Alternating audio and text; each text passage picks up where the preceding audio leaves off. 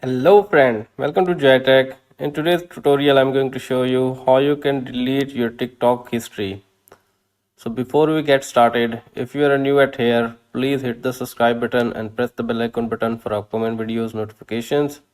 Now let's start today's topic. Firstly, open your TikTok account. Now tap at your profile down the bottom. Now tap at three horizontal lines at the top. Now tap at settings and privacy. Now page my screen, you can see bunch of different options.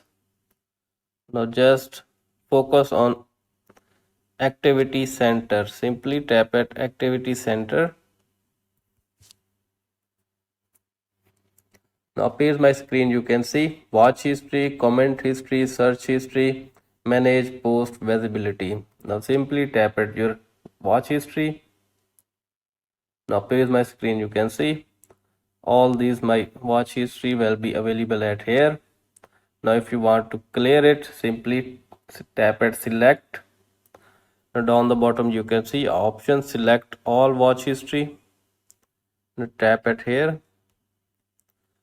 Now page my screen, you can see down the bottom a delete option. Simply tap at delete. Now page my screen, you can see delete all your watch history from the post 180 days. Simply tap at delete.